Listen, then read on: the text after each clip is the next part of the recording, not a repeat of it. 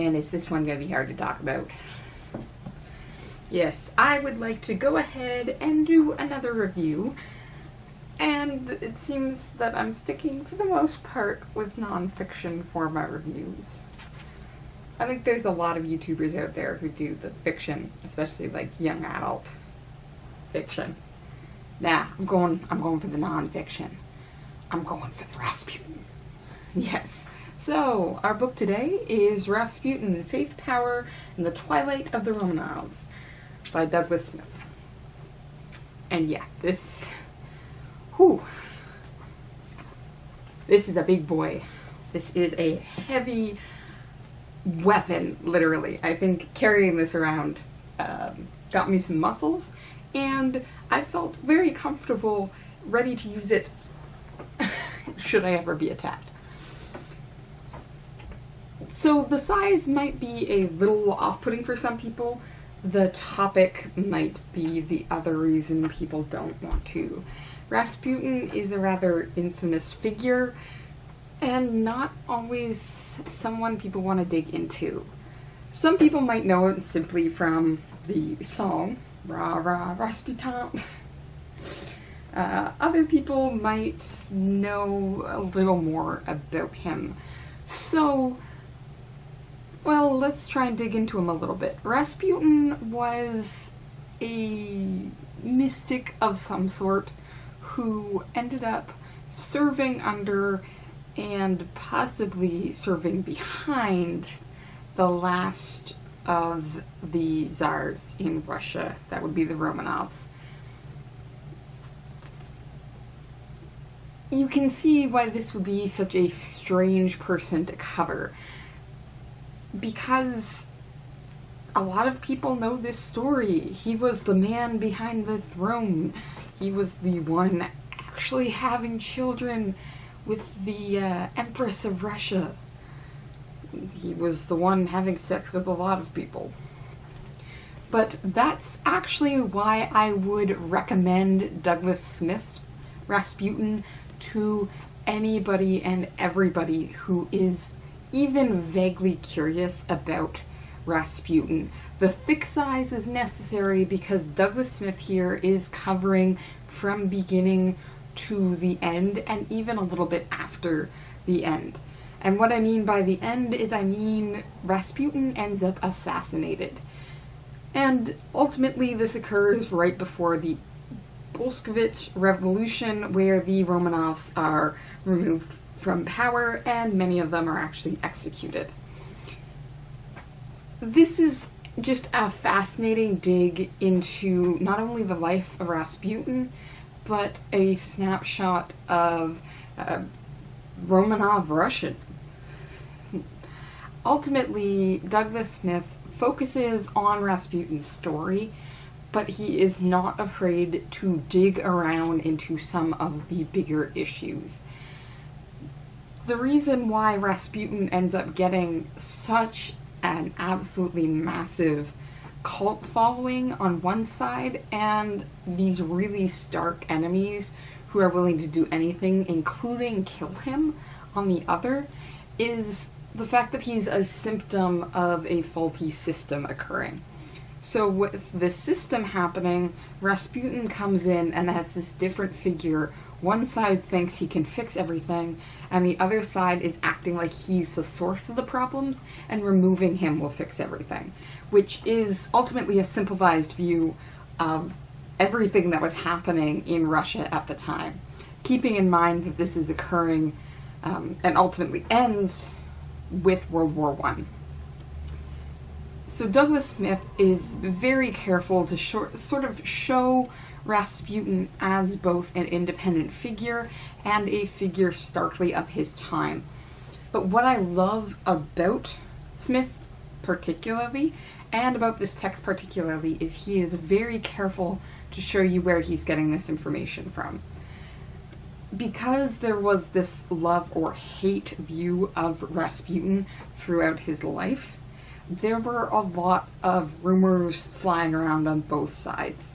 Stories like he cured the heir to the throne. Stories that he raped many women. things like that. And so what Douglas Smith does throughout the text is, as he's accounting for what's happening through the time, because he does go chronologically, he starts at Rasputin's birth and goes through his life until his assassination, and then a little bit of the aftermath. He is showing what rumors are coming up around that time, or rumors that apply to that time. We actually get the very start where he's sort of a nobody in this little Siberian village that no one cares about.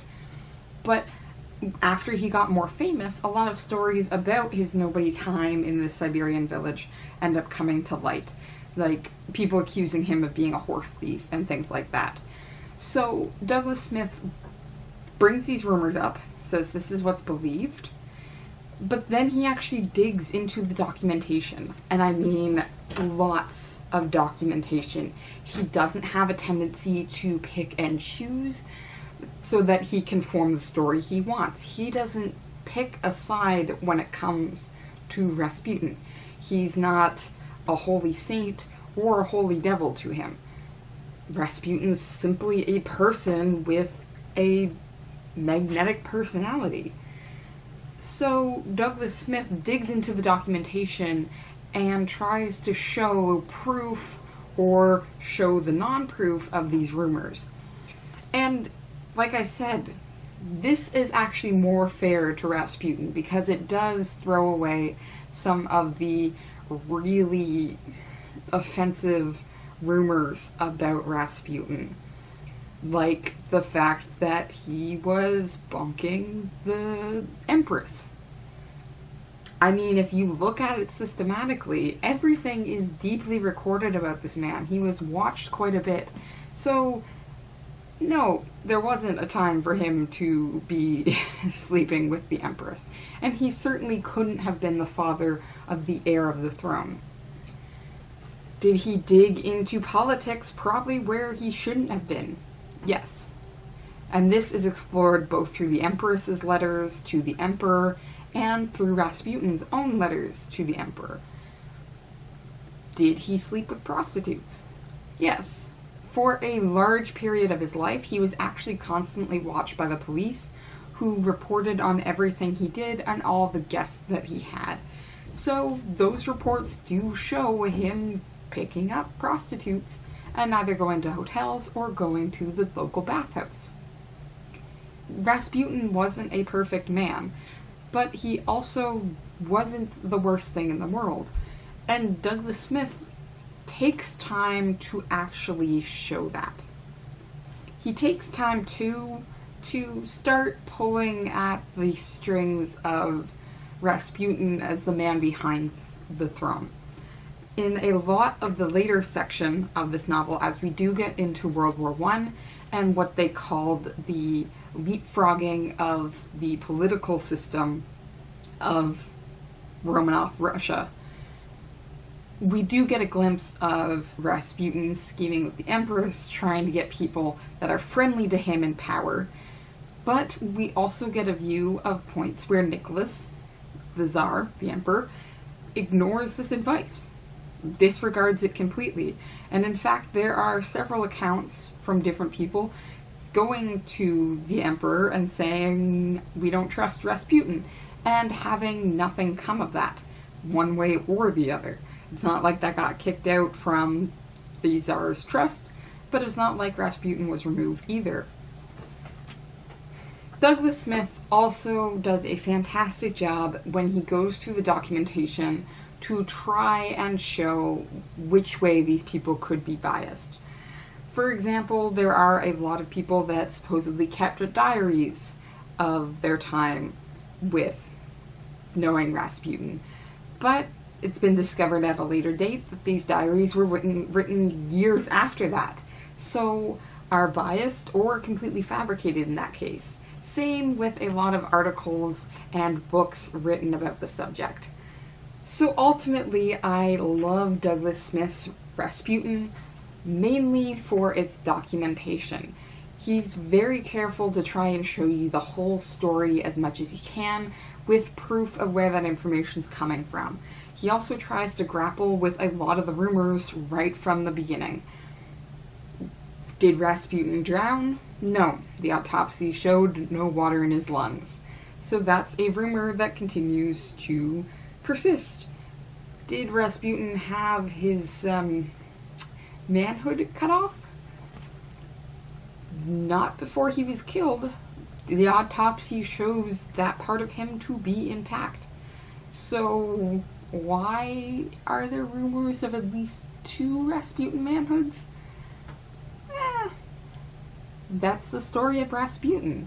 Rasputin became such a massive figure within Russia that everybody was involved in the story.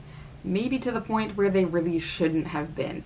And ultimately, he becomes this large figure who's larger than life, both in the holy sense and the unholy one. It is an absolutely fascinating ride through the history of this man. Now, some things to keep in mind.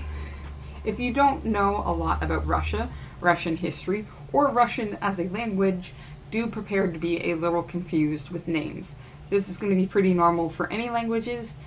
Give yourself a chance and just go with the flow. Eventually you'll start picking it up. And at points, Douglas Smith will clarify because some people do share names with each other. If I had a complaint, it's the fact that we don't have any colored pictures in this one. If you look, there is no inset with colored photos. There are 2 points in the text where there are black and white photos.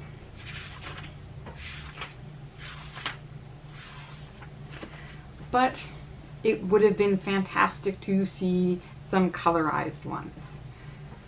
I say colorized ones because I recognize maybe not many of this random holy peasant in color. Surprisingly though, a number of photos taken of the man in different studios. These are also good ones to address when you hit names that you're just like, I have no idea who that is. Douglas Smith is good to include a lot of the other people, so you could take a look at them. Like I said, wish it could be colorized, but I understand why, and I can appreciate there's at least 2 sections to the story. Additionally, I will say there are a lot of notes, so if you want to really dig into those texts that he mentions, you can do that. But there's not a lot afterwards. It is the notes and then the index. So I would have loved to have some additional reading after the fact.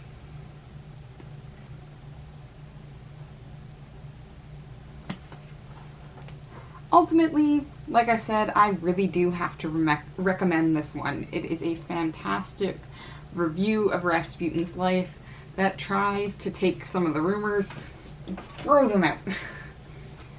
Your hand might get a little tired, and ultimately I took quite a long time to read all of this. Reading it a chapter or 2 at a time is the best bet, because it can get a little overwhelming between the Russian names and just the sheer amount of mistrust and misinformation going around about this man. But yeah, I'd say read it. I absolutely love this, and I'm definitely going to be keeping an eye out for more of Douglas Smith and his work. He seems like a fairly trustworthy writer of biography, simply because he's digging into more documentation and trying to find the root of rumors and the possibility of truth. Time for me to scratch my beard and find another book to read. So, I'm going to keep reading, and I hope you do too. See you next time.